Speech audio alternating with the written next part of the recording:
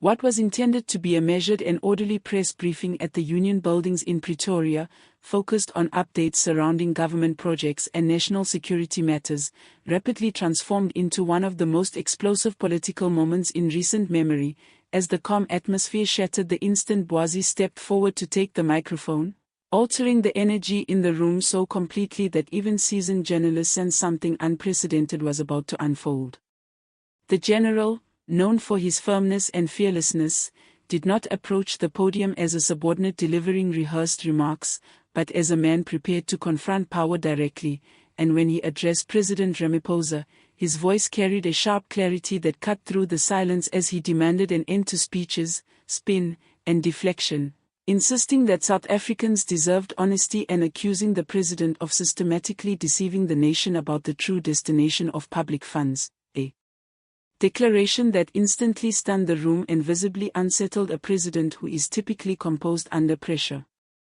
According to Mkhwanazi, Ramaphosa had misled citizens about large sums allocated to national security upgrades and public safety infrastructure, claiming that while the public believed these funds were strengthening the nation, a significant portion never reached the departments they were meant to support, instead disappearing into obscure financial channels.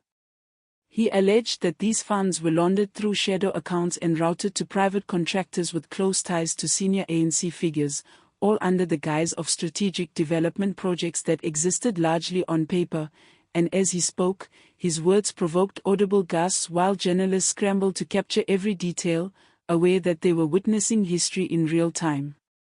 Mkhwanazi pressed further, accusing the president of telling the nation that the money was being used to protect South Africa, when in reality it was shielding an entrenched network of corruption, a statement that caused Ramaphosa's expression to tighten as cameras zoomed in, leaving no room for retreat or denial. In what quickly became one of the most tense live television moments the country had seen in years, the president attempted to regain control, dismissing the accusations as baseless and accusing the general of crossing a line by spreading unfounded claims during a national broadcast, his voice steady but strained as he warned that such behavior would not be tolerated.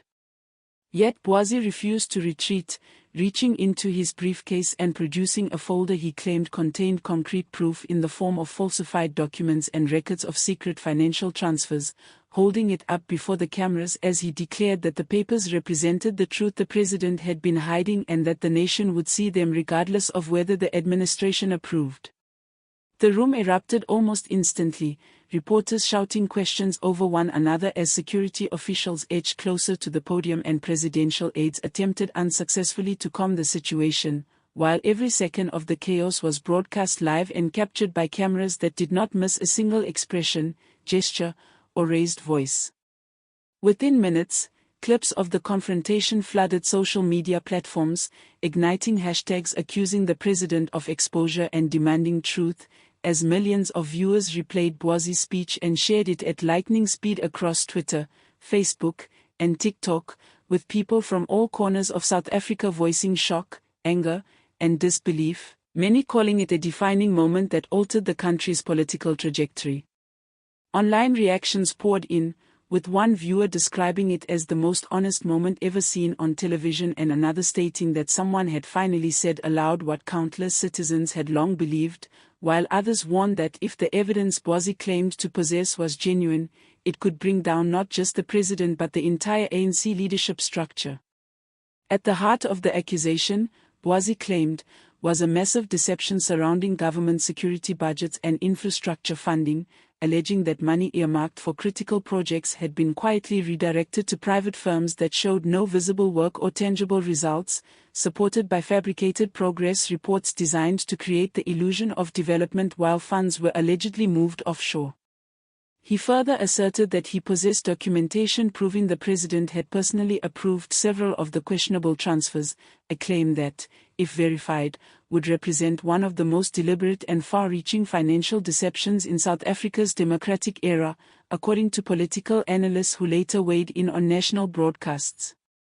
In the immediate aftermath of the confrontation, Ramaphosa's office abruptly cancelled all scheduled public appearances, releasing a short statement from the presidency that framed the incident as an unfortunate misunderstanding and dismissed Mkhwanazi's remarks as reckless and inappropriate, yet insiders suggested that behind closed doors, the ANC was facing deepening tension and internal division. Reports indicated that while some senior members quietly supported Bwazi's stance and praised his courage, others were calling for disciplinary action against him for publicly humiliating the president and destabilizing the party, revealing fractures that could no longer be easily concealed. As for Bwazi himself, sources claimed he was placed under heightened security after receiving threats in the wake of the broadcast, underscoring the seriousness of the allegations and the potential consequences of challenging power so openly.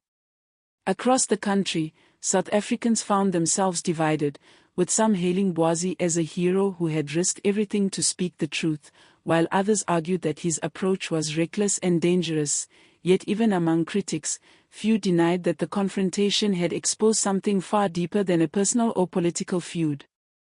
Calls quickly mounted for a full parliamentary investigation into the alleged contracts and financial transfers, as activists and opposition leaders vowed to maintain pressure until transparency was achieved, insisting that the issue was no longer about party politics but about accountability, truth, and justice for a nation weary of scandal and deception. Outside Parliament, protesters echoed these sentiments, declaring that South Africa had reached a breaking point after years of unanswered questions and broken trust, and analysts warned that depending on the evidence Bwazi promised to reveal, the situation could escalate into a sweeping corruption probe that threatened the very foundations of the ruling party.